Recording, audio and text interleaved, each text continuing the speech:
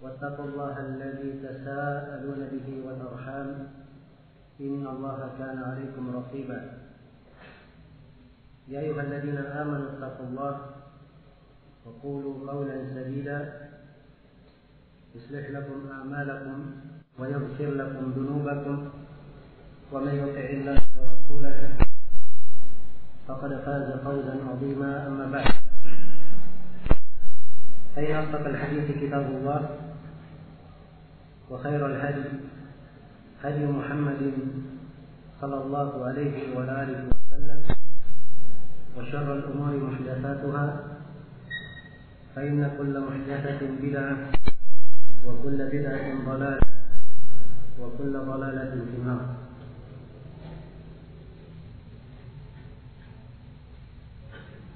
معاشر الإخوة والأخوات rahimani wa rahimakumullah. Alhamdulillah pada sore hari ini kita masih di perjalanan daurah membahas tentang akidah as-salaf, akidah yang diajarkan oleh Rasulullah sallallahu alaihi wasallam dan yang diyakini dan diamalkan oleh para sahabatnya setelah beliau. Pada sore hari ini kita akan melanjutkan pembahasan kitab Ushul Sunnah karya Imam besar Al-Imam Ahmad bin Muhammad bin Hanbal Asy-Syaibani. Dan telah berlalu, mungkin telah diterangkan di awal pembahasan buku ini oleh pemateri pertama yaitu Ustaz Luqman Jamal tentang bagaimana pentingnya seorang hamba mengenal akidah Islam, dan dengan akidah Islam ini terwujud berbagai kebaikan untuk seorang hamba di dunia dan di akhirat. Karena akidah Islam itu adalah dakwah para nabi dan para rasul, yang merupakan pokok utama dari dakwah mereka, yang merupakan sebab mereka dimusuhi oleh kaumnya yang kafir. Dan akidah yang benar, seorang yang memahami akidahnya dengan pemahaman yang benar, itulah jalan untuk mewujudkan kehidupan yang hakiki, kehidupan yang bahagia. Man 'amila shalihan min dzakarin aw untha wa huwa mu'min falanuhyiyannahu hayatan thayyibah. Siapa yang beramal salih dari laki-laki dan perempuan dan dia adalah seorang mukmin, beriman dengan keimanan yang benar, itu memiliki akidah yang benar, maka sungguh kami akan memberikan kepadanya kehidupan yang indah, kehidupan yang bahagia. Dan seorang yang berakidah dengan akidah yang benar ini akan mewafakkan langkahnya di dunia dan akan mewafakkan langkahnya di akhirat menuju kepada surga. Dia adalah pengopahan. Karena itu tanpa akidah yang benar, jangan ada yang berharap dia bisa tegar di dalam kehidupannya di dunia, apalagi di akhirat. Dan Allah hanya menjamin kekokohan untuk orang yang beriman dengan keimanan yang benar di atas akidah yang benar. Allah firman, "Yusabbitu Allahu alladhina amanu bil qawli tsabit fil hayati dunya wa fil akhirah." Allah menetapkan orang-orang yang beriman. Sekali lagi keimanan ini adalah penamaan untuk akidah yang benar. Mereka dipapahkan dengan al-qaul as-sabit, ucapan yang kokoh di kehidupan dunia dan di kehidupan akhirat. Termasuk di kehidupan akhirat, kehidupan di alam kubur. Kehidupan di alam kubur. Sebab kubur, kata Nabi sallallahu alaihi wasallam, awal manazilil akhirah, adalah awal persinggahan negeri akhirat.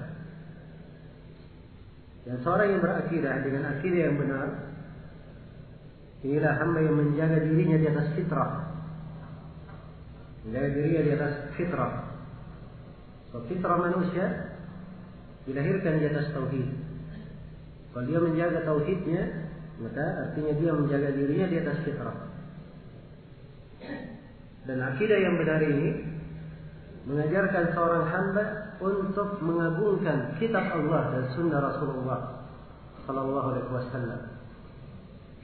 Sebab seorang yang mengenal siapa Allah, apa kewajibannya terhadap Allah, dan mengenal siapa Rasulullah dan apa kewajibannya terhadap Rasulullah, dialah yang bisa mengagungkan dan menjunjung kitab Allah dan sunnah Rasulullah sallallahu alaihi wasallam. Iya. Karena itu kita lihat ada orang-orang yang meremehkan sunnah, berpaling dari Al-Quran dan Sunnah, sebabnya karena akidah yang lemah, pemahaman keyakinan yang lemah. Dan akidah yang benar ini akan memberikan kelapangan hati di dalam diri seorang hamba, memberikan ketenangan untuknya. Ya. Alladzina amanu wa tatma'innu qulubuhum bi dzikrillah. Orang-orang yang beriman dan hati mereka tenang dengan zikir kepada Allah. Disebutkan syarat keimanan, menunjukkan bahwa ketenangan, walaupun dia melakukan zikir, tapi kalau tidak disertai dengan akidah yang benar, tidak akan memberikan ketenangan kepadanya. Karena itu kita melihat sejumlah dari kaum sufiyah banyak melakukan zikir, banyak membaca zikir-zikir, tapi karena tidak dibangun di atas akidah yang benar, zikir tersebut tidak meninggalkan arti untuknya. Kalaupun berarti, bukanlah suatu yang bernilai besar. Iya. Demikian pula akidah yang benar ini mengajari seorang hamba bagaimana bersikap adil dan pertengahan, tidak berlebihan, tidak ekstrim. Karena itu, siapa saja dari manusia yang keluar dari jalur pertengahan, itu disebabkan karena ada khalal, ada ketidakberesan pada akidahnya. Karena itu dia jatuh kepada sikap ekstrim atau di dalam sikap menyepelekan. Kata Ibnu Qayyim rahimahullahu taala, "Ma min amrin amara Allah bih illa walisyaitani fihi nasbatan." Tidak ada satu perintah yang Allah perintah dengannya kecuali syaitan ingin menggelincirkan hamba dengan dua hal. Apakah ke arah at-tafriq supaya dia menyepelekan, atau ke arah al-ifrat supaya dia berlebihan. Dan syaitan tidak peduli yang mana yang berhasil dia dapatkan dari keduanya. Ya. Maka siapa yang keluar dari jalan ini, dia telah mengikuti jalan syaitan dan telah melenceng dari jalan ahli sunnah wal jamaah, jalan Al-Quran dan sunnah Rasulullah SAW, yang meninggalkan sifat orang-orang yang bertauhid, orang-orang yang berakidah, yang akidah yang benar. Kemudian di antara keindahan mempelajari akidah, memahami akidah salaf dengan pemahaman yang benar, ini adalah sebab keamanan dan sebab terwujudnya hidayah. Sebab terwujudnya hidayah. Alladzina amanu wa lam yalbisu imanahum bidzulmin ulaika lahumul amnu wa hum muhtadun. Orang-orang yang beriman, orang-orang yang beriman, jadi memiliki akidah yang benar. Sebab seorang tidak dianggap beriman dan diitlakkan kata iman, ya, kecuali dengan akidah yang benar. Orang-orang yang beriman dan tidak menodai keimanannya dengan kesyirikan, mereka inilah orang-orang yang mendapatkan al-aman, keamanan. Dan mereka inilah orang-orang yang selalu berada di atas hidayah, selalu berada di atas petunjuk. Iya. Kemudian di antara keistimewaan seorang yang berakidah dengan akidah yang benar, akidahnya ini akan memberikan keyakinan di dalam dirinya. Akan memberikan keyakinan. Tidak ada keraguan, tidak ada kebingungan, tidak ada kebimbangan. Iya. Karena itu di setiap masa, khususnya ketika terjadi fitnah, mereka yang tegar berpijak di atas pijakan akidah yang benar terlihat dari kalangan ulama yang memang sangat kokoh di atas akidah. Karena akidah ini mewariskan keyakinan di dalam hati seorang hamba. Iya. Dan di antara manfaat mempelajari akidah, akidah ini meluruskan akal-akal yang tidak lurus. Iya. Ada akal-akal yang keluar dari fitrahnya. Apalagi di masa ini, banyak perkara yang bisa mempengaruhi atau memberikan pengaruh yang negatif pada akal, sehingga keluar dari fitrah. Maka ia tatkala mempelajari akidah yang benar, terus mengulanginya pada dirinya,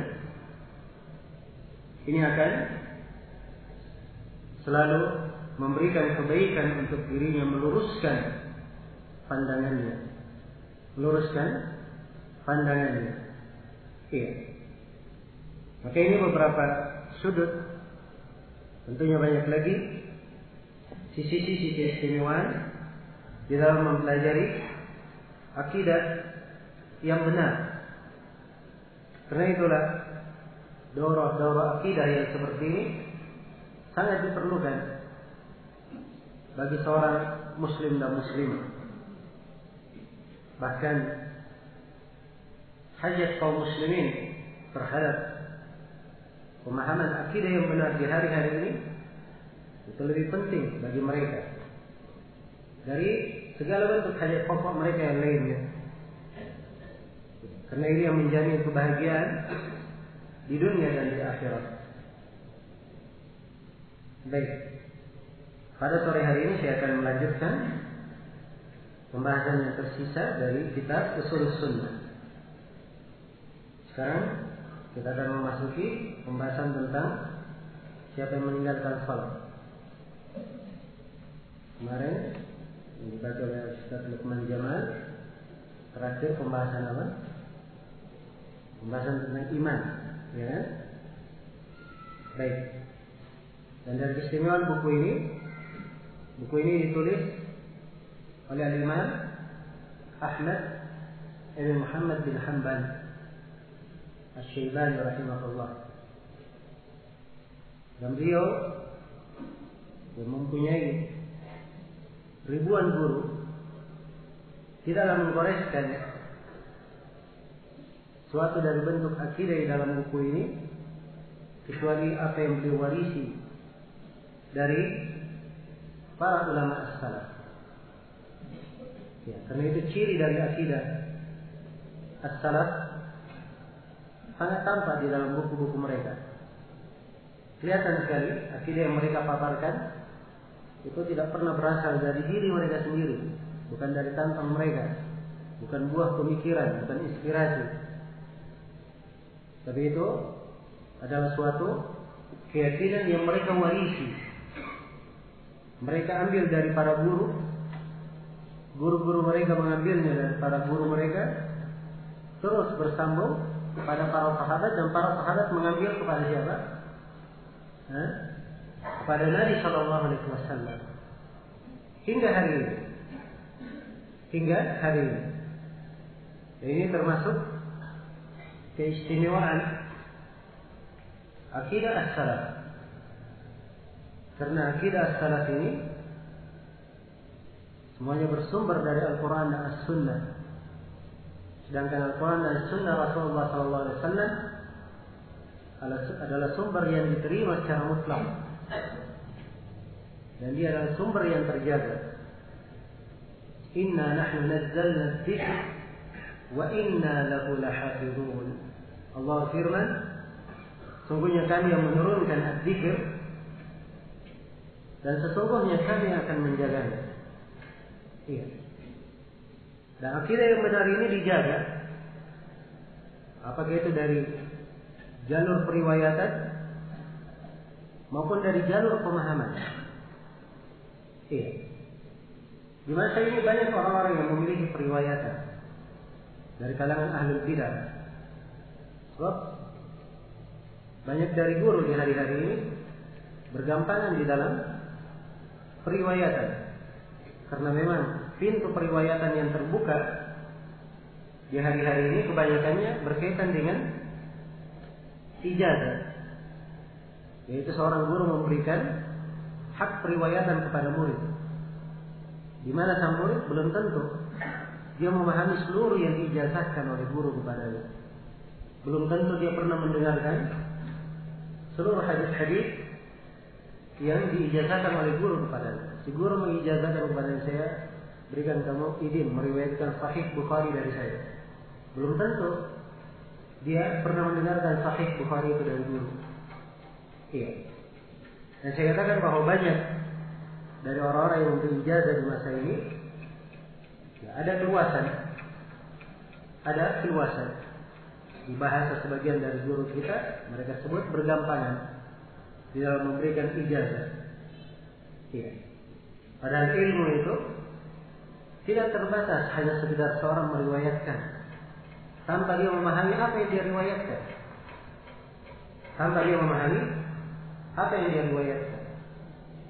Karena itu, kalau hanya sekadar mendapat riwayat-riwayat saja, dan ia tidak memahami apa yang diriwayatkan, maka itu tidak memberikan arti untuknya.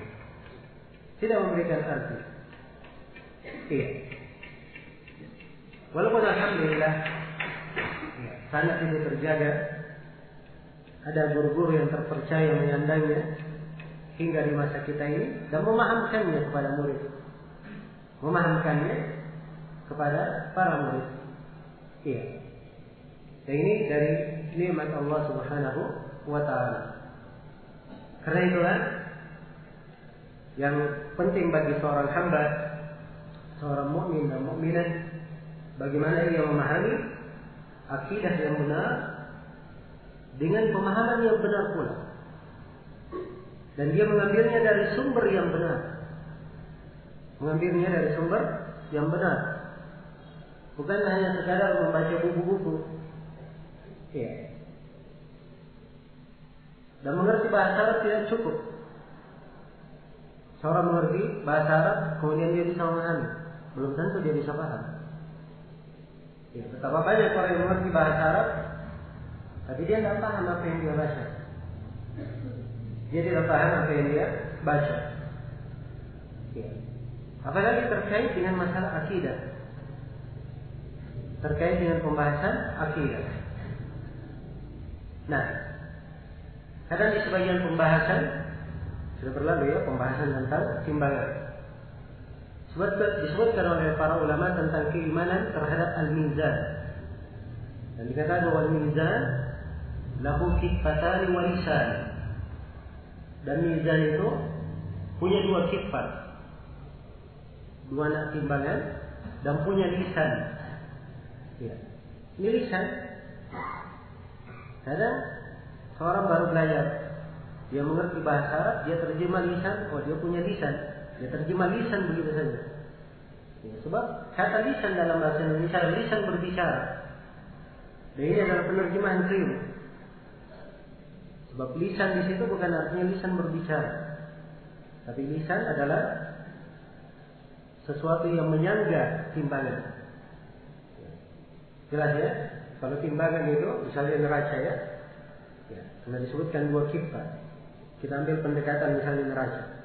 Neraca itu disandang oleh tiang, ya kan? Sehingga dia bisa seimbang. Ya. Maka tiang menyangga ini itu disebut dalam bahasa Arab dengan nama lisan. Ya. Maka kalau diterjemah jangan dikatakan dan timbangan mempunyai dua kifat dan mempunyai lisan. Itu keliru. Harus dikatakan yang mempunyai tongkat atau tiang yang menyangganya. Nah, iya. Kenapa bisa terjadi penerjemahan yang keliru? Sumbernya karena dia tidak mengambil dari guru. Coba kalau dia belajar dari guru. Ya, guru menjelaskan apa arti lisan. Tidak mungkin dia akan memahami dengan pemahaman seperti itu. Jelas ya? Maka ini termasuk perkara yang penting yang harus dipahami. Ya, dan seorang mempelajari akidah bukan cuma sekali dua kali. Oh, Masya Allah, saya sudah hadir. Ya, dua akidah salaf yang dilakukan di Ma'had As-Sunnah ya, selama 4 hari, 2 pekan, Sabtu Ahad. Oh, saya sudah lulus kalau begitu. Hah? Ini tidak cukup. Ya. Dan ini menunjukkan bahwa dia tidak begitu memahami akidah yang benar. Sebab seorang yang memahami benar bagaimana akidah salaf itu, pemahamannya ini akan memberikan kekhawatiran dalam dirinya. Jangan sampai dia jatuh di dalam kekeliruan. Karena dia khawatir jatuh di dalam kekeliruan, maka dia terus mempelajari dan mengulangi pelajaran akidah as-salaf. Ini. Jadi sifat orang-orang yang bertauhid. Siapakah yang mungkin dikatakan lebih bertauhid dari Nabi Ibrahim? Dan beliau adalah Imamul Hunafa, pemimpin orang-orang yang bertauhid. Bersamaan dengan itu, beliau mengkhawatirkan atas diri beliau dan keluarga beliau hal yang bertentangan dengan tauhid. Perhatikan doa beliau. Wa idh qala Ibrahim, Rabbi ja'al hadzal balada amina wajnubni wa baniya an na'budu al-asnam. Rabbi innahunna adlalna katsiran minan nas. Dan ketika Nabi Ibrahim berkata, dia berdoa, wahai Rabbku, jadikanlah negeri ini sebagai negeri yang aman dan hindarkanlah saya beserta keturunanku dari beribadah kepada berhala. Perhatikan bagaimana Nabi Ibrahim masih tetap berdoa supaya dihindarkan dari apa? Peribadatan kepada berhala. Dan beliau adalah Imamul Hunafa. Ya. Dan Nabi Shallallahu Alaihi Wasallam mengkhawatirkan noda kesyirikan, mengkhawatirkan lawan tauhid ini terhadap khairun nas, yaitu terhadap para sahabat. Yang para sahabat ini adalah sebaik-baik manusia, sebaik-baik generasi setelah para rasul. Nabi berkata, "Akhwafu ma akhafu alaikum asy-syirkul asghar." Yang aku paling khawatirkan atas kalian adalah syirik kecil, yaitu riya. Kalau para sahabat saya dikhawatirkan atas mereka, apalagi kita. Karena itu, ya, kalau seorang benar pemahaman tauhidnya, setelah dia mempelajari sebuah kitab dari akidah as-salaf, maka dia terus mengulangi buku yang dia belajar. Suatu saat ada yang mengajarkannya lagi, ya, dia duduk mengikuti. Dan ini menunjukkan kepemahaman yang benar. Ya. Dan ini pendidikan para guru kita. Ya, sebagian guru kita datangi, kita ingin belajar, kita minta supaya kita baca buku-buku akidah as-salaf. Ya. Maka mereka meminta supaya kita kembali membaca Qawaidul Arba, Thalathatul Usul, Kashfus Syubhat, Kitabut Tauhid. Ya, padahal mereka tahu bahwa kita sudah belajar buku-buku itu. Juga mereka tahu kita mengajarkannya. Ya. Tapi itulah sifat orang-orang yang bertauhid. Syekh Shalih Al-Fauzan, hafizahullah taala, beliau suatu saat ke kota Madinah, ya, mengadakan daurah di Masjid Nabawi. Ini bukan kesempatan yang dikatakan banyak terjadi. Ya, dan setahu saya mungkin baru sekali. Itu beliau lakukan. Sebab di setiap tahunnya kegiatan beliau penuh. Ya. Apakah di Riyadh, atau beliau di Taif, atau di Mekah, kegiatannya penuh. Jadi kalau beliau ada mengadakan daurah, itu artinya beliau cuti untuk daurah tersebut. Ini khusus ke kota Madinah. Kamu tahu apa materinya? Materinya salah satu usul. Ya. Dan yang hadir di masjid itu ada dokter-dokter, ya, para guru-guru yang mengajar di Masjid Nabawi, ya, orang-orang yang punya rujukan. Dan ini memberikan kepada kita pemahaman bagaimana para ulama di dalam mendidik dan membina umat. Di dalam mendidik dan membina umat. Ya, ini di masa ini. Kalau kita melihat di masa sebelumnya, maka kita tidak perlu heran dengan apa yang dilakukan oleh para ulama kita di masa ini. Karena di masa sebelumnya memang mereka terdidik seperti itu. Nah, kalau kita baca di dalam syarah usul i'tiqad ahli sunnah wal jamaah karya Imam Al-Lalaka'i menyebutkan beberapa akidah as-salaf di dalam buku itu. Ada dari riwayat Imam Ahmad, termasuk buku yang kita baca ini disebut juga Al-Lalaka'i, dan ada akidah Ali bin al-Madini, ada akidah Sufyan al-Thawri, ada akidah Sa'id bin Abdullah al-Dasturi, ada akidah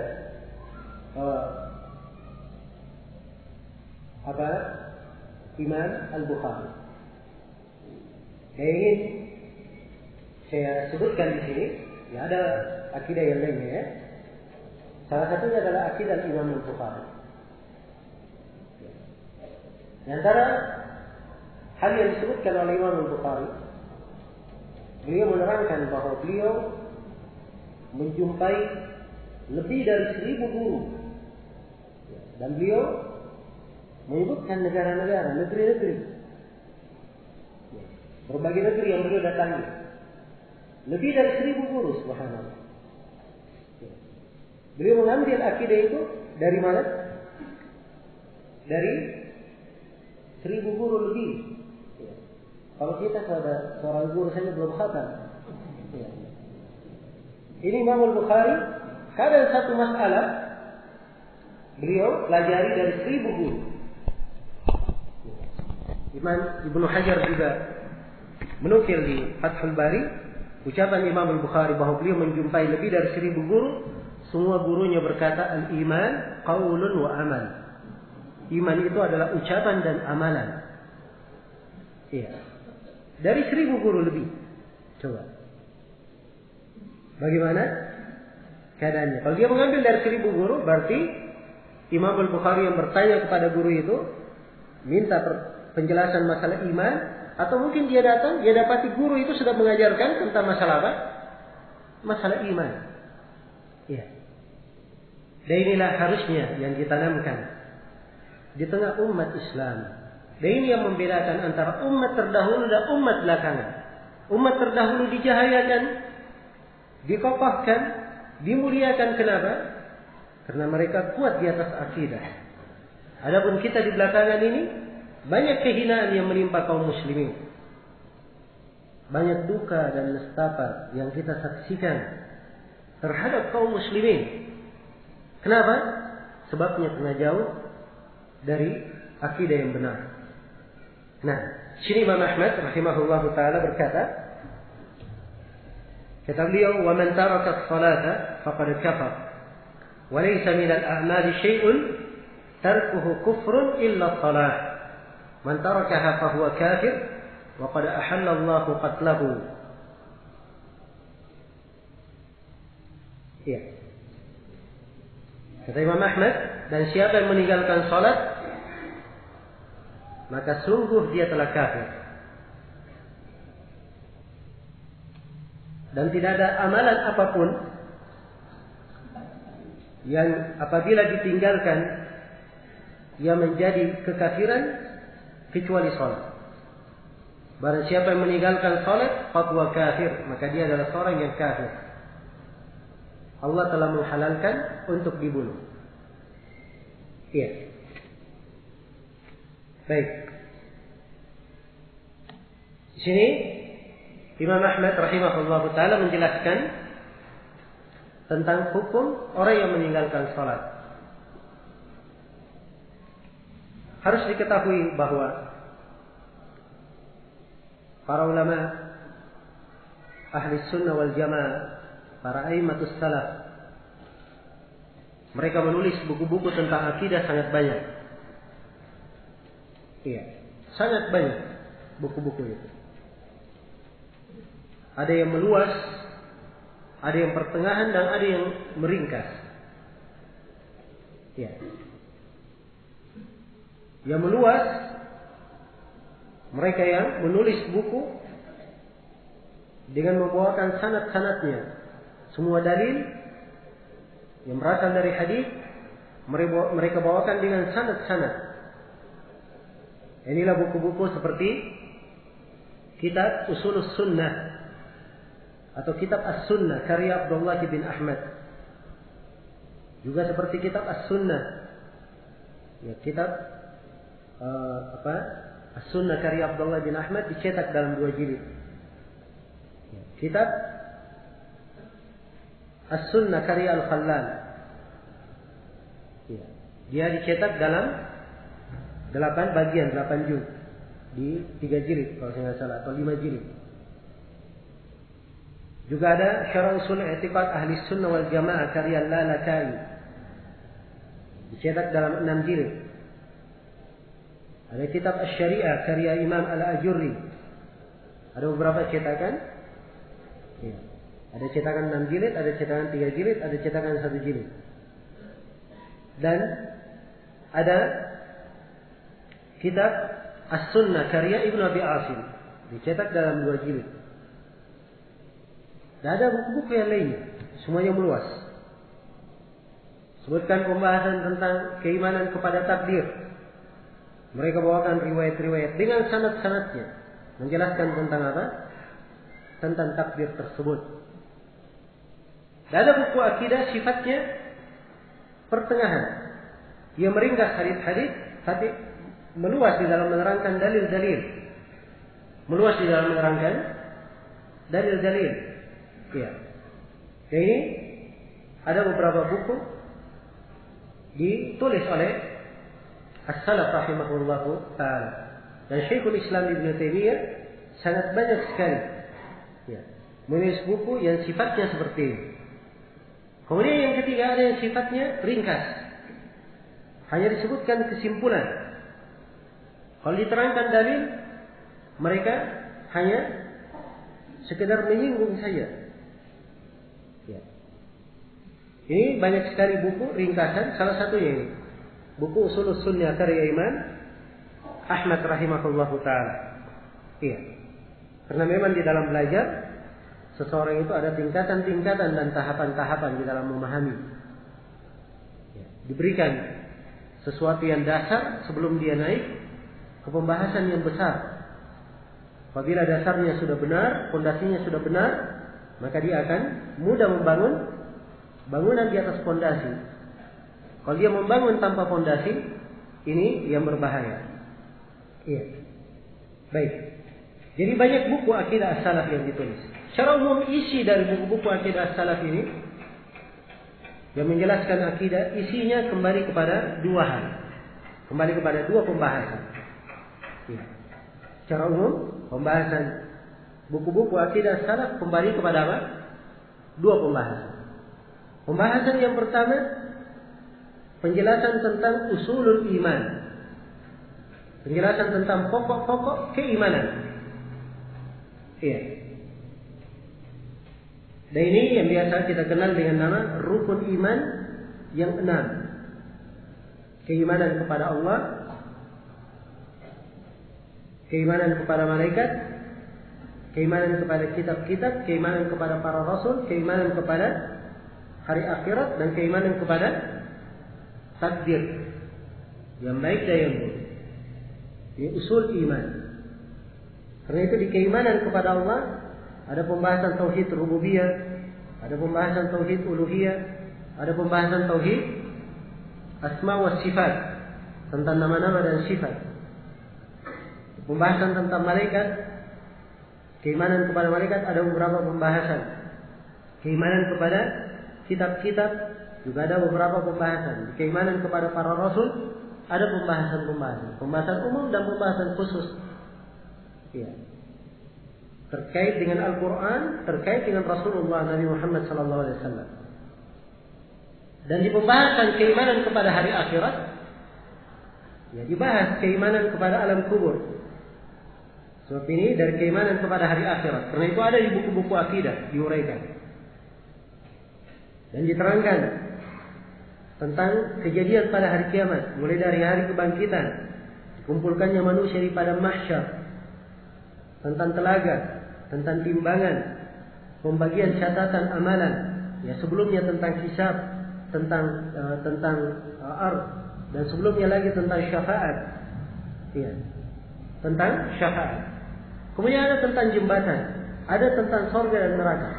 Ini semuanya terurai dalam buku-buku akidah. Kenapa? Sebab dia di pembahasan apa? Rukun iman yang ke-6. Iya. Maka ini pokok pembahasan yang pertama. Demikian pula dalam masalah takdir, banyak uraian pembahasan dalam masalah takdir. Iya. Jadi ada pembahasan-pembahasan akidah kembali kepada rukun iman yang ke-6. Kemudian pembahasan yang kedua di buku-buku akidah adalah diangkat pembahasan-pembahasan yang merupakan ciri pembeda antara ahli sunnah dan ahli bidah. Ciri pembeda antara akidah as-salaf dan akidah ahli bidah. Iya. Kadang pembahasan itu betul tidak terkait dengan rukun iman yang 6. Tapi dimasukkan di dalam pembahasan akidah. Kenapa? Karena dia adalah ciri yang membedakan antara ahli sunnah dan ahli bidah. Iya. Keimanan terhadap para sahabat, keyakinan terhadap para sahabat. Keyakinan terhadap para sahabat tidak ada kaitannya dengan rukun iman yang 6. Tapi dimasukkan dalam buku akidah sebab ini adalah ciri pembeda antara ahli sunnah dan ahli bidah.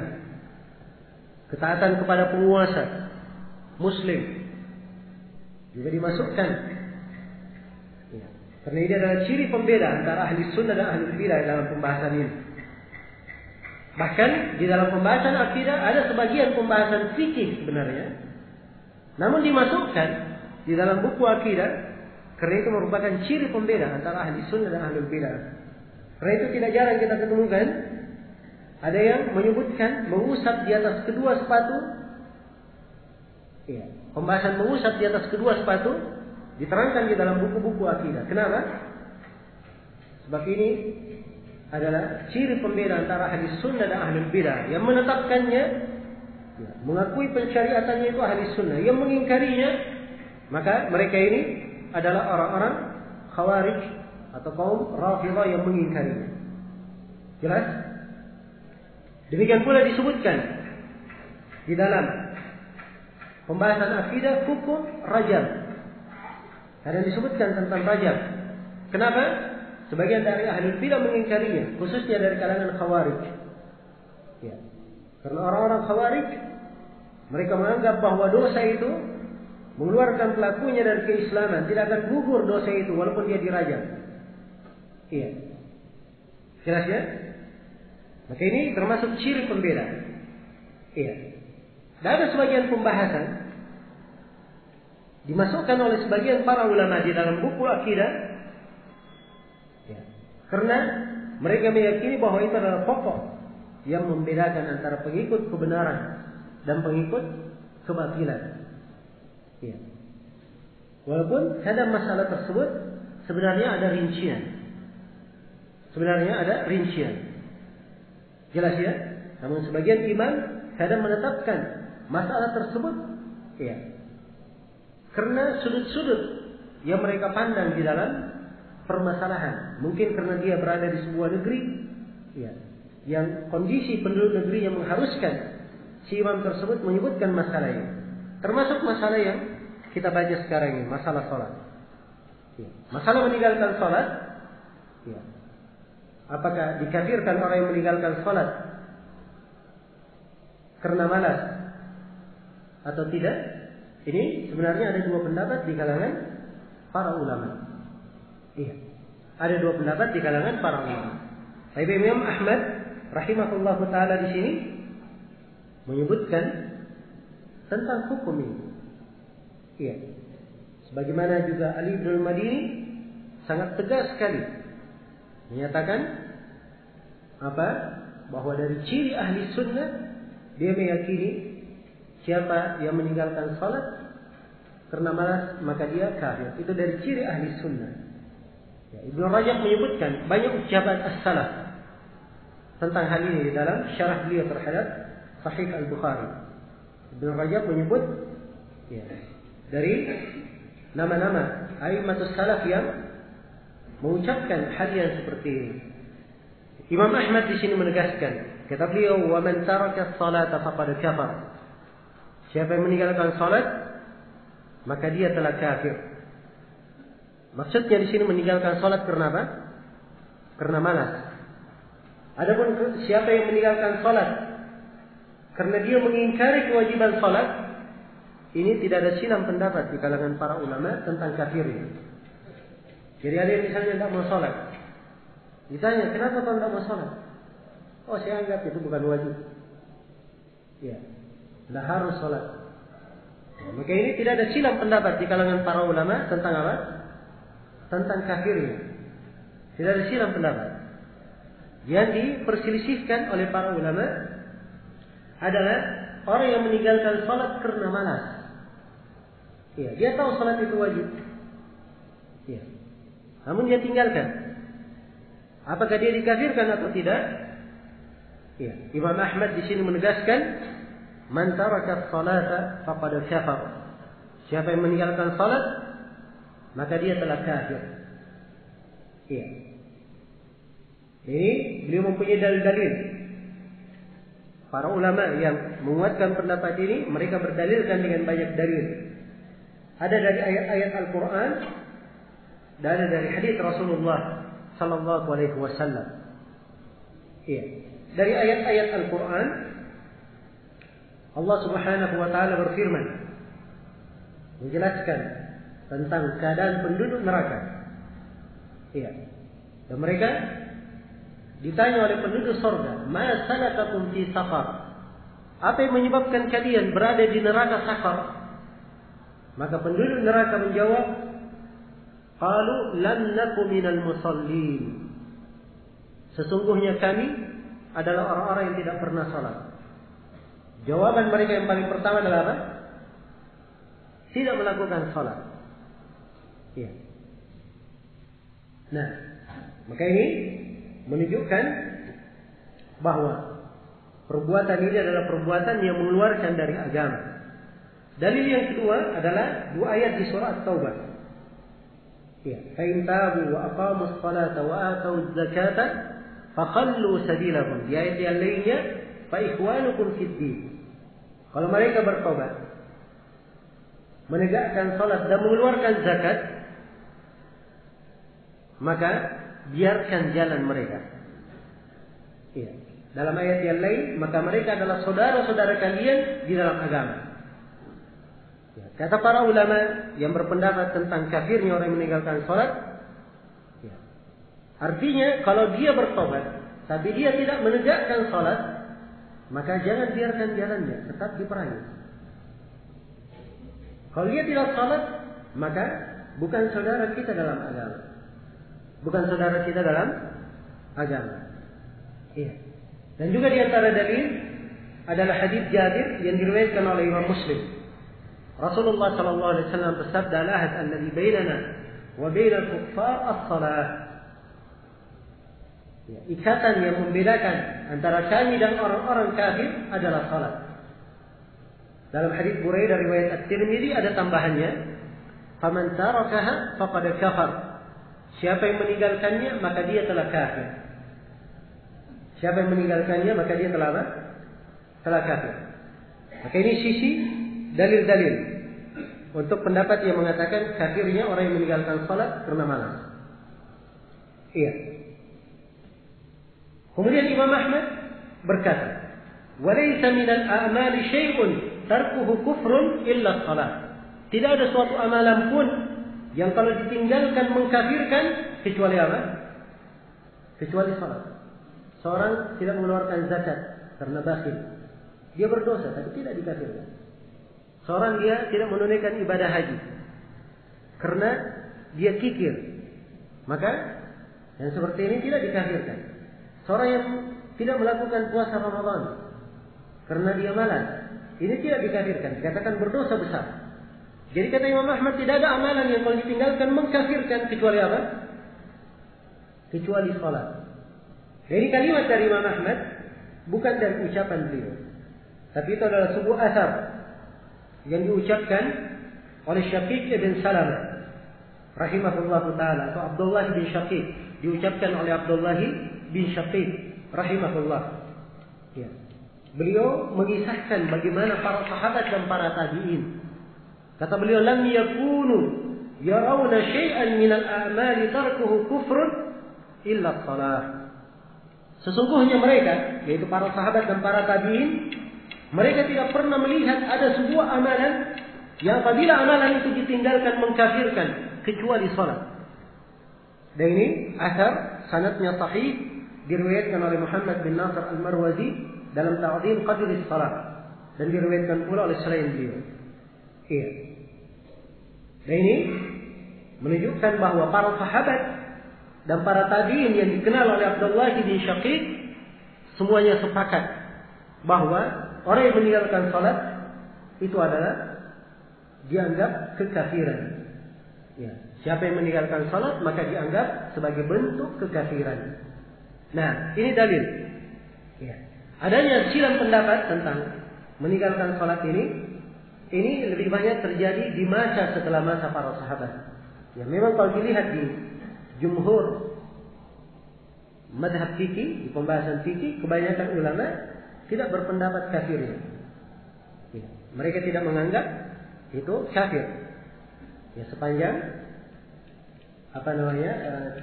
ia meninggalkannya karena malas saja.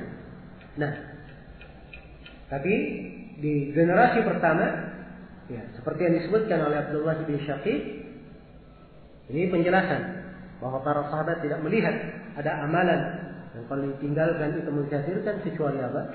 Kecuali salat.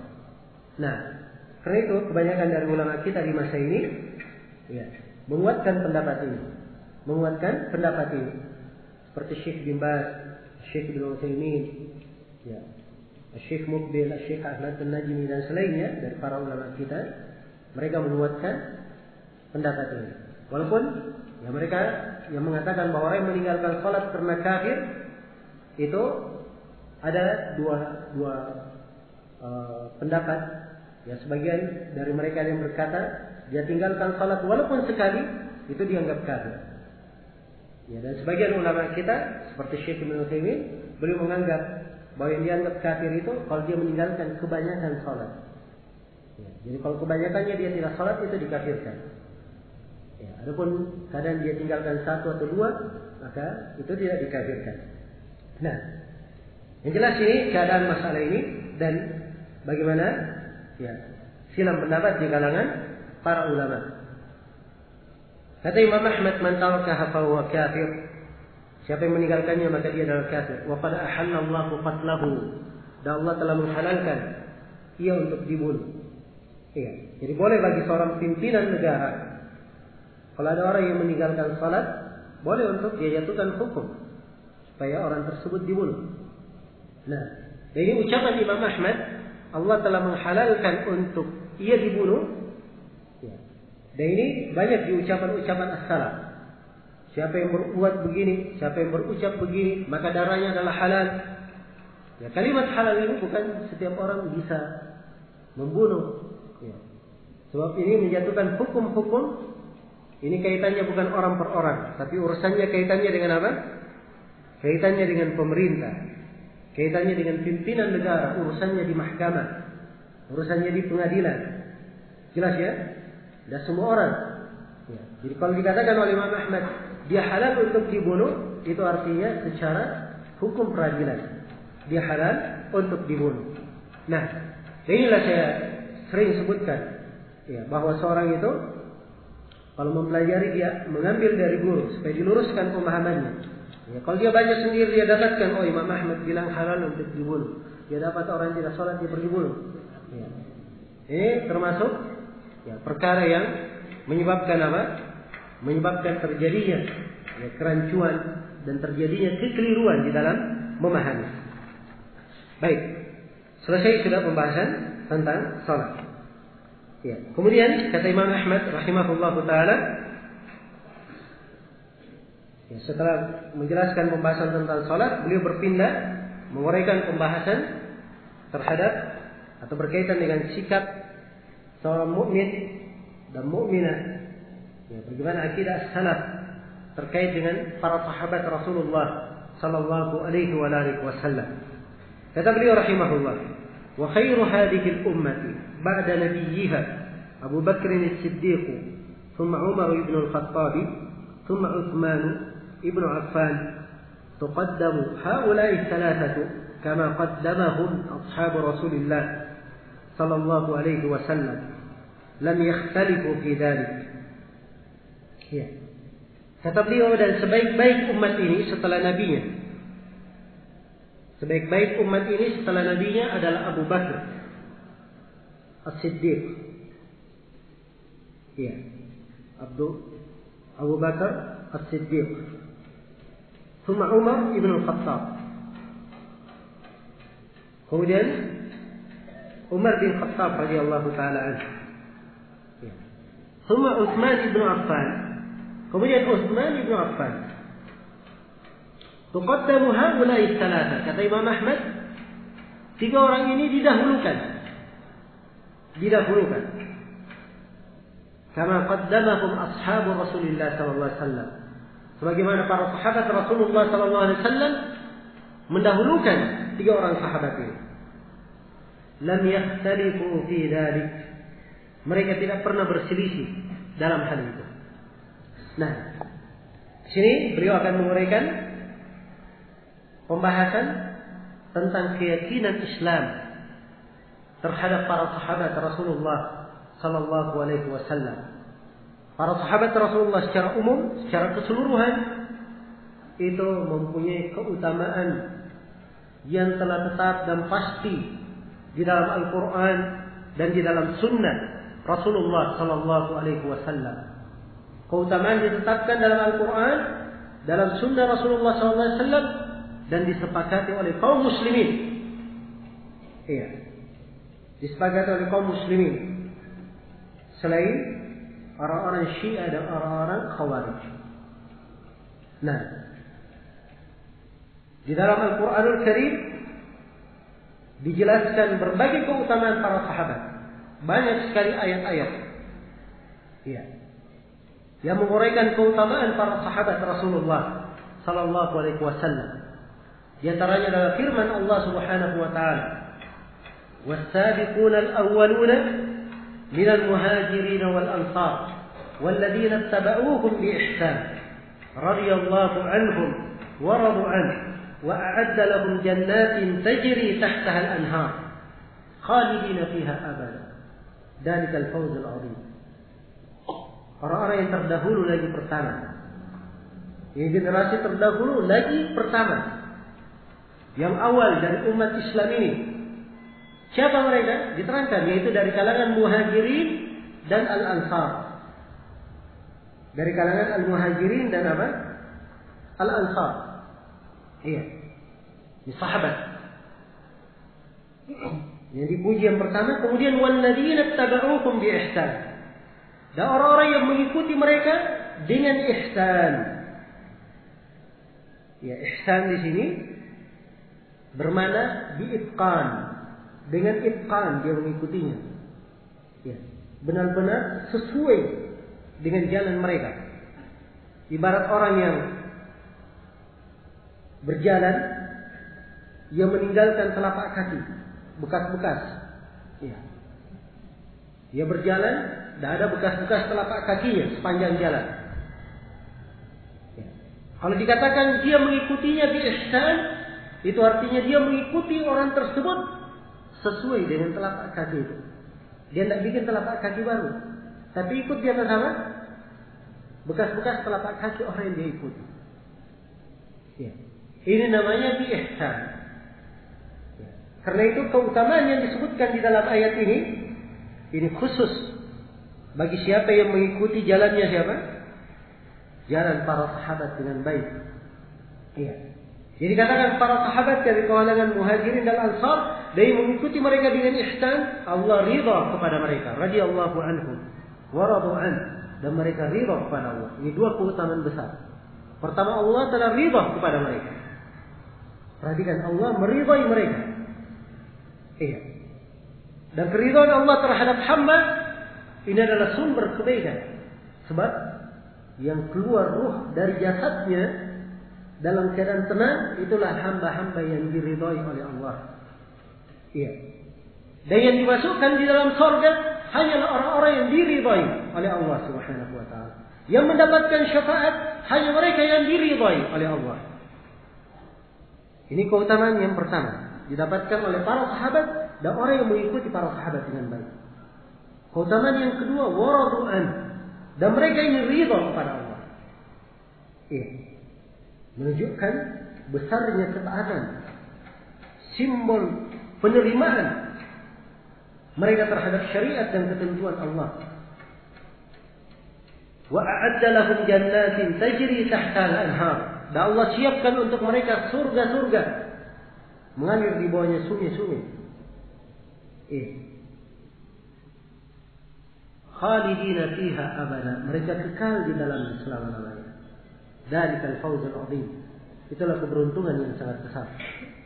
Ini salah satu ayat menjelaskan tentang keutamaan para sahabat Rasulullah sallallahu alaihi wasallam secara umum. Iya. Dan ayat ini juga adalah dalil tentang wajibnya kita mengikuti jalannya siapa? Ya, jalannya para sahabat. Karena itu Imam Ahmad menyebutkan hal ini di awal pembahasan usulus sunnah. Ya. Setelah kita baca di pembahasan usulus sunnah di awal, Imam Ahmad menegaskan bahwa usulus sunnah indana at-tamassuku bima kana alaihi ashabun nabi. Ya. Pokok sunnah adalah berpegang teguh terhadap apa yang dibawa oleh para sahabat Nabi sallallahu alaihi wasallam. Nah, dan juga dari keutamaan para sahabat radhiyallahu taala anhu, Allah Subhanahu wa taala telah menjanjikan untuk mereka semuanya kebaikan. La yastawi minkum man anfaqa min qabli al-fath wa qatal ulaika a'zamu darajatan min alladhina anfaqu min ba'du wa qatalu wa kullan wa'ada Allahul husna. Tiga sebutkan para sahabat tidaklah sama orang yang berinfak sebelum al-fath. Ya, dan al-fath yang dimaksud di sini di perjanjian Hudaybiyah. Menurut pendapat yang lebih kuat di antara dua penafsiran para ulama. Tidaklah sama orang yang berinfak dan berjihad sebelum al-fath dengan orang yang berinfak berjihad setelahnya. Tidak sama. Orang yang berinfak berjihad sebelum al-fath, mereka lebih besar, lebih agung kedudukannya di sisi Allah. Bersama dengan itu Allah menyatakan wa kullan wa'ada Allahul husna. Semuanya Allah janjikan untuk mereka kebaikan. Para sahabat Rasulullah ini, di antara seluruh sahabat Nabi, mereka adalah para sahabat Nabi yang paling mulia. Para sahabat Nabi yang paling mulia dan paling baik kedudukannya di sisi Allah. Iya. Para sahabat ini telah dijelaskan tentang keutamaan mereka dalam kitab Injil dan diterangkan keutamaan mereka di kitab Taurat. Ya, sebagaimana yang kita baca di akhir surah apa? Surah Al-Fath, Muhammadur Rasulullah walladzina ma'ahu asyidda'u 'alal kuffari ruhama'u bainahum tarahum ruk'an sujjadan yabtaguna fadlan min Allah wa ridwana simahum fi wujuhihim min athari sujud dalika mathaluhum fit Tawrah wa mathaluhum fil Injil kazar'in akhraja shat'ahu fa'azarahu fastaghlaba fastawa ala suqihi yu'jibu az-zarra'a liyaghiza bihim al-kuffar. Nah, ini ayat penjelasan keutamaan para sahabat dari banyak sisi. Ya. Muhammad adalah Rasul Allah. Dan orang-orang yang bersamanya, yaitu para sahabat, mereka keras terhadap orang kafir, saling merahmati antara sesama mereka. Engkau melihat mereka itu ruku, sujud, mengharapkan keutamaan dari Allah dan ridwan. Ya, tanda-tanda sujud di wajah mereka dari bekas sujud. Itu perumpamaan mereka di Taurat. Dan mereka punya perumpamaan di Injil. Kemudian di akhir ayat disebutkan liyaghiza bihimul kuffar, agar supaya orang-orang kafir marah terhadap mereka. Ya, ada dua penafsiran ya pada kalimat al-kuffar di sini. Yang mengatakan kuffar bermakna orang-orang kafir, ada mengatakan al-kuffar bermakna orang-orang yang memaneh. Iya. Namun ini telah dijadikan dalil oleh Imam Malik, ya, bahwa siapa yang benci kepada para sahabat, maka padanya ada sifat orang-orang kafir. Ya. Karena itu sepakat para ulama as-salaf bahwa siapa yang mencela para sahabat Rasulullah secara keseluruhan, secara umum, maka mereka itu dianggap kafir, keluar dari agama. Iya. Kenapa? Karena itu artinya dia ingin meruntuhkan Islam. Dia ingin meruntuhkan Islam. Islam ini sampai kepada kita melalui siapa? Melalui jalur para sahabat Rasulullah SAW. Ya. Kalau para sahabat semuanya dicela, berarti itu artinya adalah celaan terhadap siapa? Terhadap agama sebenarnya. Terhadap agama. Iya. Karena itu kedudukan mereka sangatlah agung di dalam syariat. Iya. Dan banyak lagi ayat-ayat yang menjelaskan tentang keutamaan para sahabat Rasulullah sallallahu alaihi wasallam. Ini waktunya agak singkat. Dikatakan di sini oleh Imam Ahmad rahimahullah, wa khairu hadhihi ummah, umat yang terbaik atau yang terbaik pada umat ini. Sini Imam Ahmad, ya, beliau menjelaskan bahwa para sahabat itu secara keseluruhan punya keutamaan. Namun dalam hal keutamaan, para sahabat berjenjang-jenjang. Ada yang paling utama dan ada yang utama di bawahnya. Ada yang memiliki keutamaan dan ada yang lebih utama darinya. Jelas ya? Ada yang lebih utama darinya. Jadi dari sisi keutamaan, para sahabat itu bertingkat-tingkat keutamaannya. Siapa yang paling utama di antara sahabat Rasulullah? Kata beliau, sebaik-baik umat ini, ya, setelah Nabi-Nya. Jadi umat Islam secara keseluruhan yang paling baiknya setelah Nabi Muhammad SAW adalah siapa? Abu Bakr as-Siddiq, Abdullah bin Quhafa radhiyallahu, Abdullah bin Abi Quhafa radhiyallahu taala anhu. Ya. Khalifah Rasulullah yang pertama. Nah, dan tidak ada silang pendapat di kalangan umat Islam bahwa Abu Bakar As-Siddiq adalah yang terbaik di tengah umat ini.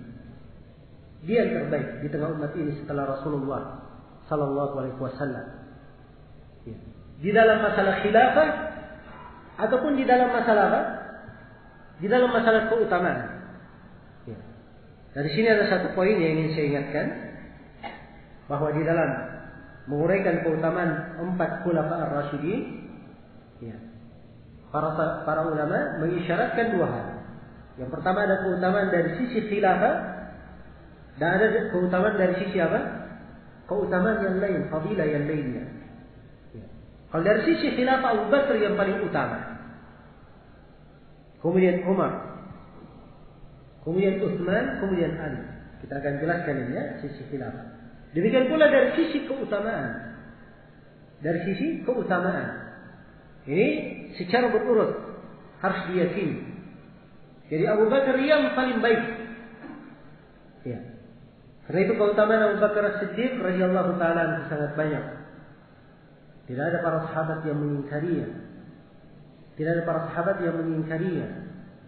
Ya. Beliau dijadikan sebagai imam salat menggantikan Rasulullah ketika beliau sakit. Seorang perempuan ketika datang bertanya tentang suatu hajat belum selesai. Kala itu dia berkata, ya Rasulullah, kalau saya kembali ternyata saya tidak menemukan engkau, siapa yang saya datangi? Karena yang berkata datangnya Abu Bakar As-Siddiq. Ya.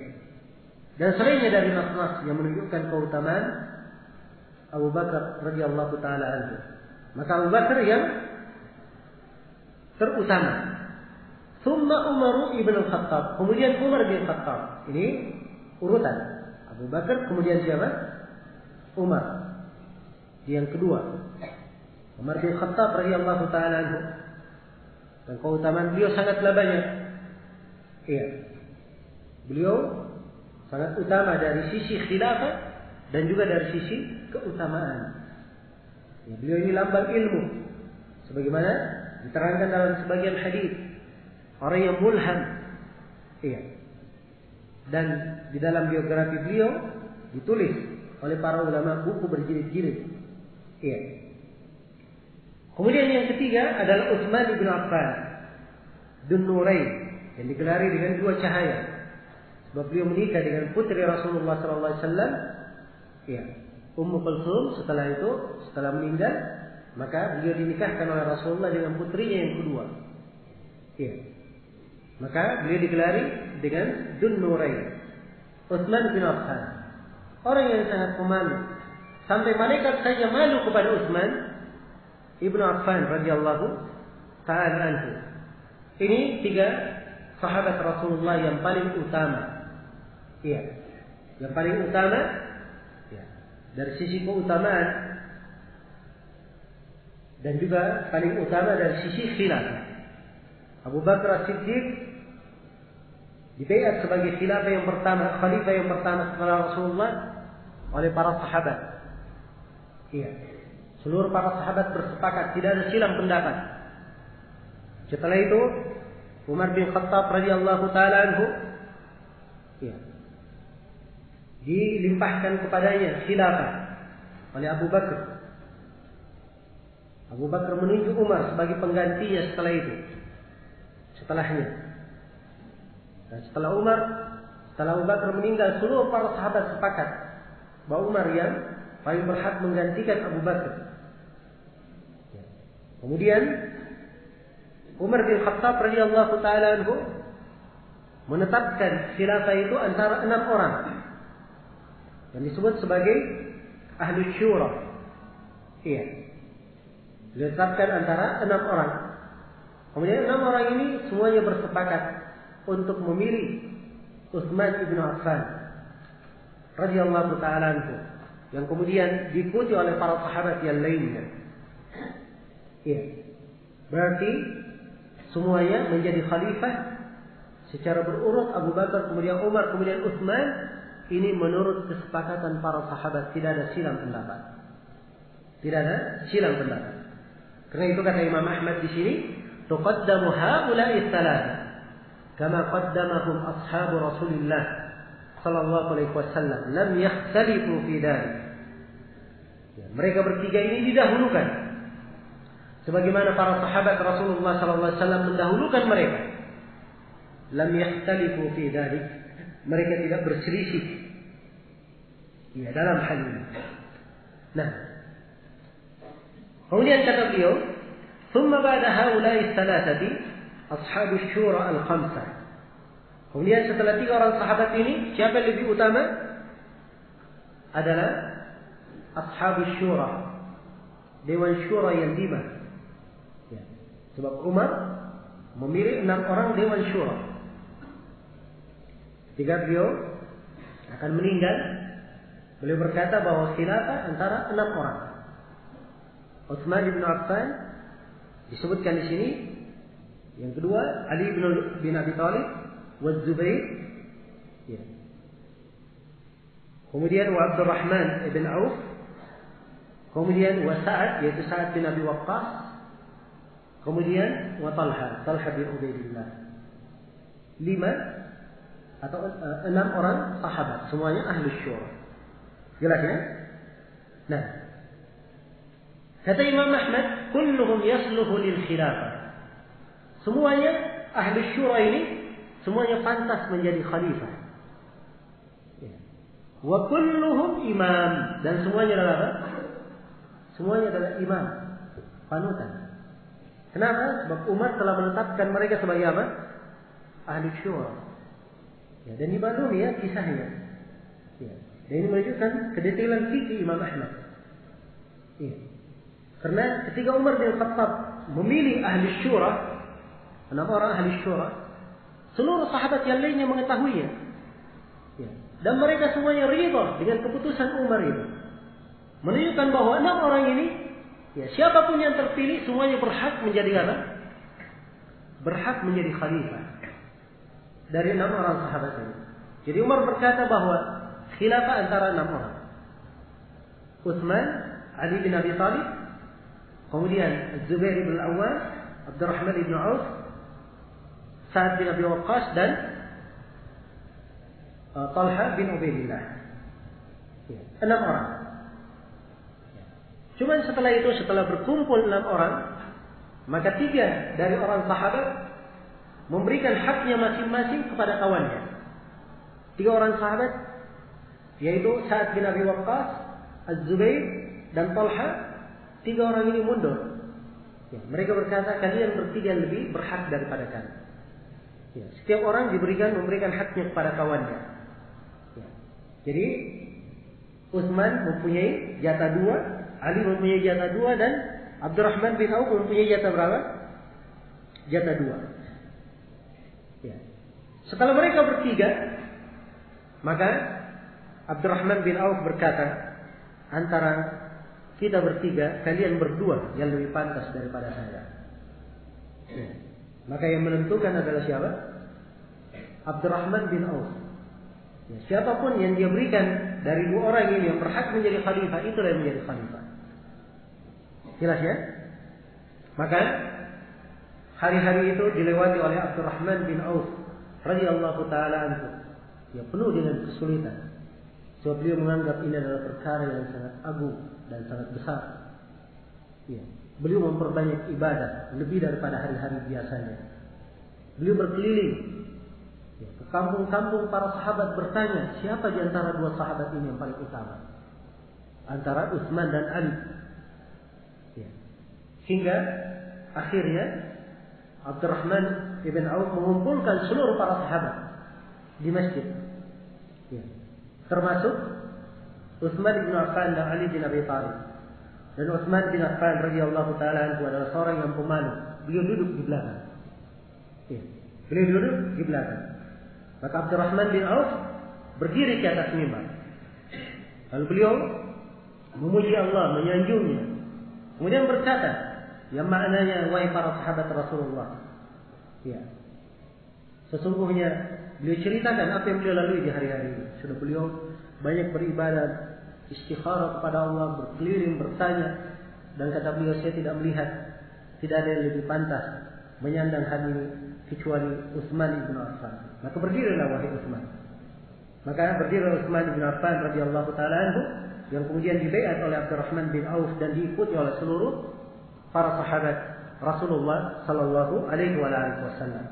Maka ini kisah baiat Utsman bin Affan yang menunjukkan bahwa para sahabat semuanya sepakat, termasuk Ali bin Abi Thalib membaiatnya. Iya. Karena itu orang-orang Syiah ya, yang menceritakan bahwa Ali dan Utsman ada clash, ya, itu sebenarnya clash di kepala mereka. Jelas ya? Ada clash di kepala mereka. Kalau di hakikat sejarah, ya, antara Utsman dan Ali bin Abi Thalib adalah hubungan yang baik para sahabat Rasulullah. Ali bin Abi Thalib juga membaiat apa? Membaiat Utsman bin Affan. Baiat itu ya bukan main-mainan. Oh, baiat setelah itu dia diam-diam di belakang misalnya, ya, memotong, itu ikatan janji. Dia memberikan baiatnya kepada penguasa di dalam ketaatan menegakkan agama. Ya, jelas ya? Bukan hal yang sembarangan. Ya, karena itu siapa yang mengatakan bahwa antara Ali dan Utsman bin Affan ada clash masalah itu artinya dia telah mencela Ali bin Abi Thalib dengan celaan yang apa? Celaan yang jahat. Dan itulah sebenarnya hakikat dari agama Syiah. Syiah itu mengaku cinta kepada Ahlul Bait, Ali bin Abi Thalib dan keturunannya. Ya, kecintaan yang dusta, tidak ada hakikatnya. Nah, baik. Jadi ini kisah Ashabus Surah. Dan Ashabus Surah ini berarti mereka 5 orang. Ya, atau 6 orang. Ditambah Abu Bakar dan Umar, berarti semuanya berapa? 8. Kalau dilengkapi lagi, ada 2 orang lagi yang semuanya adalah diberi kabar gembira oleh Rasulullah Sallallahu Alaihi Wasallam masuk surga. Ya, sisa ditambah Abu Ubaidah bin Al-Jarrah dan ditambah lagi siapa? Ditambah lagi Sa'id bin Zaid. Jadi semuanya menjadi berapa? 10 orang. 10 orang dijamin masuk dalam surga. Jadi kalau diurut dari sahabat Nabi yang paling utama, ada 10 orang sahabat ini. Itu yang paling utama. Dan dari 10 yang paling utamanya adalah siapa? Khulafa ar-Rasyidin. Ya, dari Khulafa ar-Rasyidin secara berurut, yang paling utama adalah Abu Bakar, kemudian Umar, kemudian Utsman, kemudian siapa? Kemudian Ali. Ini urutan keutamaan dari sisi khilafah disepakati oleh para ulama. Tidak ada silang pendapat. Jelas ya? Ya, ini dari sisi khilafah. Dari sisi keutamaan, ya, di dalam masalah siapa yang didahulukan antara Utsman dan Ali dari sisi keutamaan, pernah terdapat silang pendapat kecil di masa terdahulu. Namun setelah itu para ulama sepakat bahwa Utsman lebih utama daripada siapa? Daripada Ali radhiyallahu taala anhum jami'an. Nah, ini yang berkaitan dengan keutamaan para sahabat Rasulullah sallallahu alaihi wasallam, 10 orang sahabat. Kata Imam Ahmad rahimahullah, kulluhum yasluhu lil khilafah. Semuanya pantas untuk menjadi khalifah. Wa kulluhum imam, dan semuanya adalah imam. Wa nadhhabu fi dzalika ila hadits Ibnu Umar, dan kami berpendapat dalam hal ini ya, kepada hadis Ibnu Umar. Nah, ya, di sini beliau membangun ya, uraian beliau di atas sebuah hadis, yaitu hadis Ibnu Umar radhiyallahu taala anhu. Kata Ibnu Umar radhiyallahu taala anhuma, kunna na'uddu wa Rasulullah sallallahu alaihi wasallam hayyun wa ashabuhu mutawafirun, Abu Bakr, thumma Umar, thumma Utsman, thumma nasbut. Ya. Kata Ibnu Umar radhiyallahu anhuma, kami menghitung. Ya. Sedangkan Rasulullah masih hidup. Dan para sahabat masih banyak berkumpul. Kami menghitung Abu Bakar, kemudian Umar, kemudian Utsman. Ya. Ini yang mereka hitung dari sisi keutamaan. Setelah itu kami diam. Ya. Setelah itu kami apa? Kami diam. Jelas ya? Ya. Jadi ini yang dijadikan sebagai dalil oleh Imam Ahmad rahimahullah tentang urutan keutamaan. Ini satu hadis, dan banyak lagi hadis-hadis yang lainnya. Ada hadis-hadis khusus berkaitan dengan Abu Bakar dan Umar. Ada yang hadis-hadis menjelaskan tambahan Utsman radhiyallahu taala anhu. Nah, dan apa yang disebut oleh Imam Ahmad di sini adalah hal yang diterangkan juga oleh para ulama as-salaf yang lainnya. Kemudian kata beliau rahimahullah, "Tsumma min ba'di ashabish syura ahlu badrin minal muhajirin." Ya. "Tsumma ahlu badrin minal ansar min ashabi Rasulillah sallallahu alaihi wasallam ala qadr al-hijrati was-sabiqati awwalan fa awwalan." Kemudian setelah ashabus syura, yang paling utama siapa adalah yang hadir di perang Badar. Dan yang hadir di perang Badar itu ada sahabat dari Muhajirin dan ada sahabat dari Al-Ansar. Dan Imam Ahmad mendahulukan yang hadir di perang Badar dari kalangan Muhajirin itu lebih utama daripada yang hadir di perang Badar dari kalangan apa? Kalangan Al-Ansar. Ya, berdasarkan ayat yang saya bacakan tadi, sebab orang yang berinfak sebelum Fatah itu lebih utama Ya, berjihad dan berinfak sebelum al-fatah lebih utama daripada orang yang berinfak dan berjihad setelahnya. Itu diantara dalilnya. Dan diantara dalilnya juga, kalau kita melihat ayat-ayat yang disebutkan di dalamnya sahabat muhajirin dan al-ansar sekaligus, maka kita ketemukan pasti kaum muhajirin didahulukan penyebutannya. Ya, was-sabiquna al-awwaluna minal muhajirin wal ansar. Orang-orang yang terdahulu dari kalangan sahabat muhajirin dan al-ansar. Di satu, muhajirin didahulukan. Laqad taballahu 'alan nabiyyi wal muhajirin wal ansar. Sungguh Allah telah memberikan taubat kepada nabi, kepada muhajirin dan al-ansar. Disebut muhajirin, kemudian apa? Al-ansar. Ya, di surah Al-Hasyr. Nah, lil fuqara'il muhajirin. Pertama disebutkan dulu orang-orang fakir dari kalangan muhajirin. Setelah itu disebutkan orang-orang Ansar, walladzina tabawwa'ud dara wal iman, di ayat setelahnya. Ya, ini menunjukkan bahwa kaum muhajirin lebih didahulukan daripada kaum apa? Kaum al-Ansar. Kenapa? Karena mereka punya dua keutamaan. Keutamaan yang pertama, mereka lebih dahulu masuk Islam. Dan keutamaan yang kedua, mereka berhijrah, punya keutamaan hijrah. Ya. Dan hijrah ini keutamaan tidak didapatkan oleh kaum al-Ansar. Kalau Ansar mendapatkan keutamaan mereka yang menerima kawan-kawannya yang berhijrah. Ya. Dan disebutkan bagaimana kemurahan hati mereka menerima saudara-saudaranya yang seiman. Ya. Bahkan mereka lebih mendahulukan saudara-saudaranya di atas dirinya sendiri.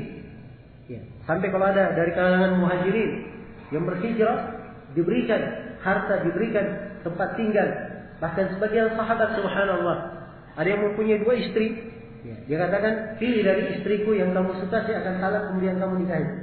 Ya. Dan ini dari bagaimana mereka mendahulukan saudaranya daripada dirinya sendiri. Ya. Dan ini dari bentuk keimanan.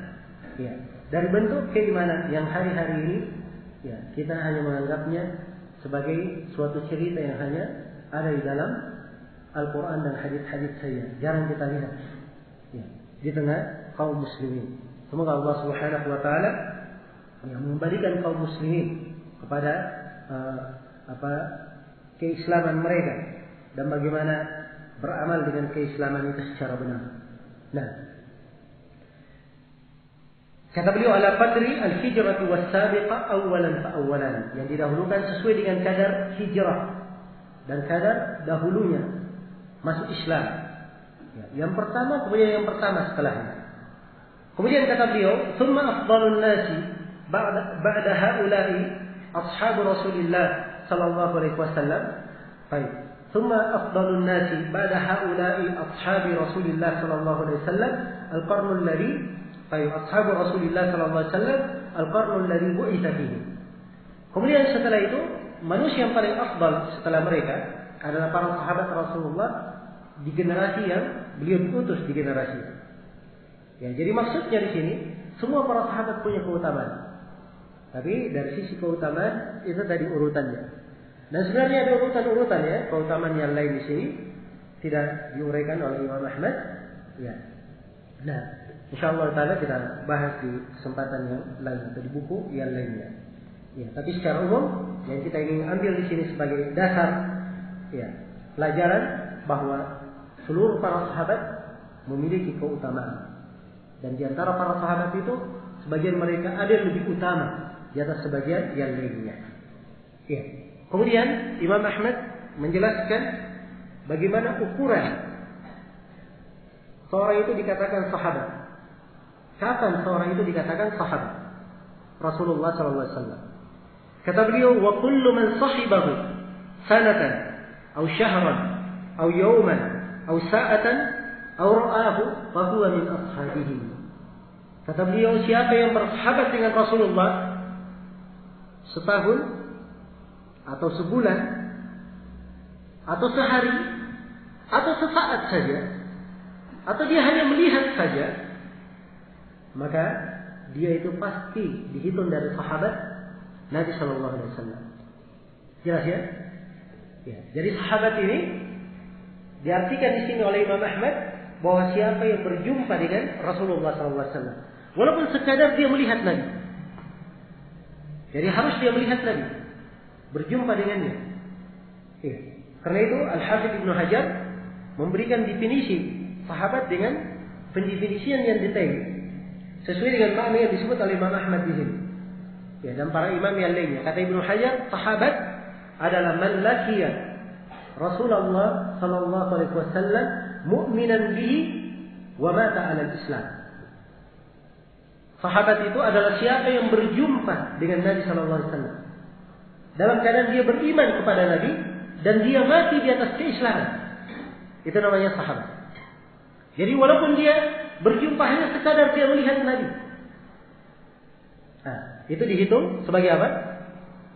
Sebagai sahabat Rasulullah sallallahu alaihi wasallam. Jelas ya? Ya, dan sahabat beraneka ragam. Ada yang bersahabat dengan Nabi dari awal beliau diutus. Ya. Ada yang bersahabat dengan Nabi dari kecilnya. Seperti Abu Bakar As-Siddiq radhiyallahu taala. Ya. Begitu beliau diutus awal kali masuk Islam sampai beliau meninggal. Ya. Bersahabat dengan Nabi 23 tahun. Ada yang bersahabat dengan Nabi setelah Nabi hijrah ke Madinah. Jelas ya? Abu Hurairah radhiyallahu taala anhu bersahabat dengan Nabi 4 tahun. Sebagaimana yang beliau terangkan dalam sebagian riwayat hadis. Ya. Ada sebagian sahabat datang berjumpa dengan Nabi hanya beberapa hari saja. Ya. Beberapa hari. Ya. Seperti kisah Malik ibn al-Huwairits yang datang bersama kaumnya. Ya.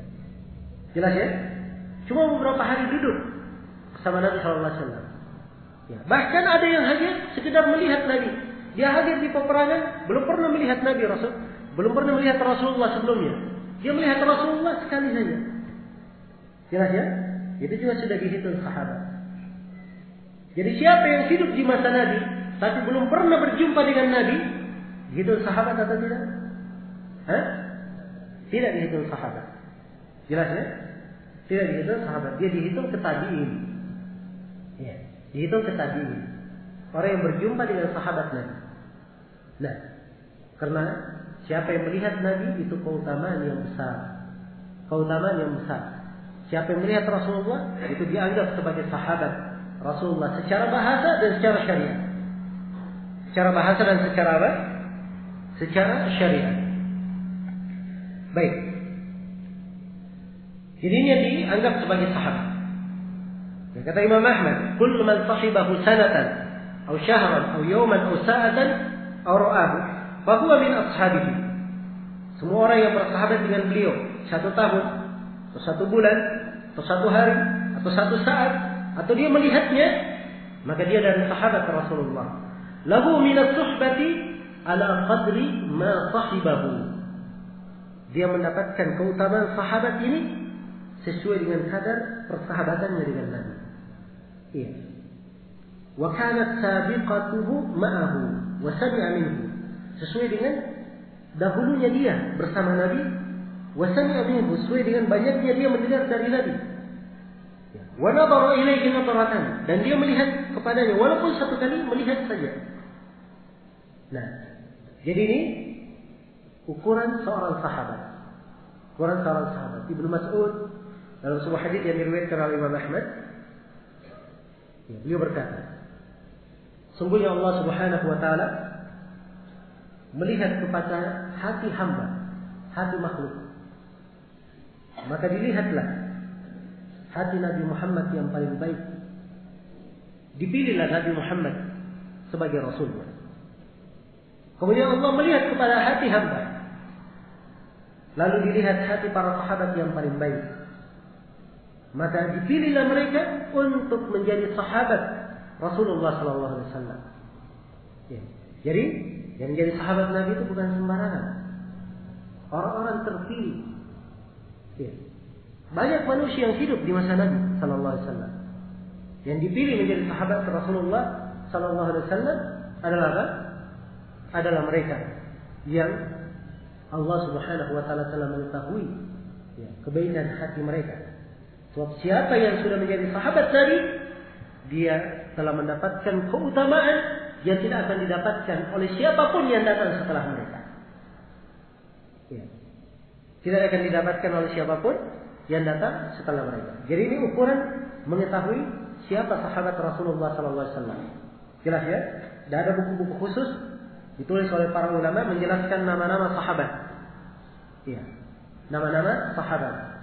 Ya, ada kitab Ibnul Athir, ada kitab Ibnu Abdul Bar, Abdul Ghabah, dan ada juga kitab Ibnu Hajar Al-Isabah, ada juga kitab Ad-Dahabi, dan banyak lagi buku-buku yang menulis tentang biografi para sahabat.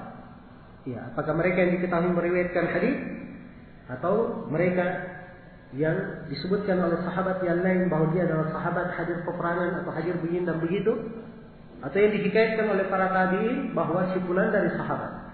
Ini semuanya tercatat oleh para ulama, bisa kita melihatnya. Jadi untuk mendetailkan hal ini dari sisi periwayatan, itu buku-bukunya lengkap di dalam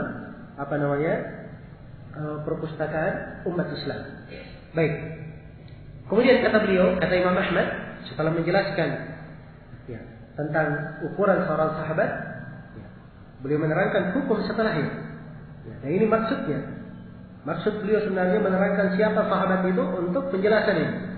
Kata beliau, "Fa'adnakum suhbatan huwa afdalu min al-qarni alladhina lam yarawhu walau laqullaha bi jami'il a'mal." Ya. Kata beliau, mereka yang paling sedikit, para sahabat yang paling sedikit persahabatannya dengan Nabi. Misalnya dia bersahabat dengan Nabi hanya sekadar dia melihat Nabi satu kali melihat. Sahabat yang seperti ini, walaupun dia paling sedikit persahabatannya dengan Nabi, tapi dia lebih afdal dari generasi setelahnya yang tidak melihat Rasulullah. Walaupun generasi setelahnya itu menghadap Allah dengan melakukan seluruh amalan kebaikan. Ya. Walaupun dia datang menghadap dengan seluruh amalan kebaikan. Para sahabat berjihad, mereka juga berjihad. Para sahabat bersedekah, dia juga bersedekah. Ya, jelas ya? Orang yang datang setelah para sahabat dia lakukan seluruh amalan. Seluruh jenis kebaikan yang ada dalam Al-Quran dan Hadis semuanya dia lakukan. Tetap saja kedudukannya nanti masih di bawah para sahabat yang paling sedikit persahabatannya dengan siapa? Dengan Nabi Sallallahu Alaihi Wasallam. Iya. Dan ini kedudukan para sahabat Rasulullah Sallallahu Alaihi Wasallam. Karena itulah pantas kalau ayat-ayat dan hadis-hadis ini memberikan makna keimanan. Makna sebuah sikap kecintaan pada diri seorang muslim yang berakidah benar terhadap para sahabat Rasulullah sallallahu alaihi wasallam. Ya. Dan di antara makna keimanan yang sangat indah di sini, Rasulullah sallallahu alaihi wasallam bersabda, "Al-mar'u ma'a man ahabba." Seorang itu bersama siapa yang dia cintai. Seorang itu bersama siapa yang dia cintai. Ya. Sekarang dia kalau tidak cinta kepada para sahabat, tidak mungkin dia ada di surga. Iya. Sebab para sahabat di mana? Di surga. Kalau dia tidak cinta dengan para sahabat, maka dia tidak akan ada di surga. Iya. Hadis yang saya bacakan tadi, al-mar'u ma'a man ahabba, seorang bersama siapa yang dia cintai. Ini hadis diriwayatkan oleh Anas bin Malik dalam riwayat Bukhari dan Muslim. Anas bin Malik bertutur, kata beliau, saya tidak pernah bergembira. Ya. Selain kegembiraan saya ketika masuk Islam, seperti gembira saya ketika mendengarkan hadis ini. Jadi Anas bin Malik punya dua kegembiraan yang sangat besar. Yang pertama ketika masuk Islam, dan yang kedua ketika mendengarkan hadis ini. Ya. Kata Anas bin Malik, maka saya pun cinta kepada Abu Bakar, cinta kepada Umar. Ya. Walaupun saya tidak bisa beramal seperti amalan mereka berdua, namun saya harapkan saya dikumpulkan bersama mereka berdua. Ya. Maka ini diantara makna keimanan. Karena itulah banyak dari para ulama salaf, dari ahli hadis, yang kalau disebut nama Rasulullah SAW, mereka memberikan salawat, ya, menangis, mendengar sejarah dan kehidupan Rasulullah. Kalau mereka mendengarkan ya hikayat-hikayat dan mendengarkan bagaimana keadaan para sahabat, mereka menangis. Bagaimana melihat perjuangan para sahabat radhiyallahu taala anhum dalam menegakkan agama ini, mendampingi Rasulullah SAW, menjayakan Islam, dan bagaimana para sahabat menyampaikan Islam ini kepada kita hingga akhirnya kita merasakan nikmatnya iman. Iya. Maka ini semuanya dari jasa para sahabat radhiyallahu taala anhum.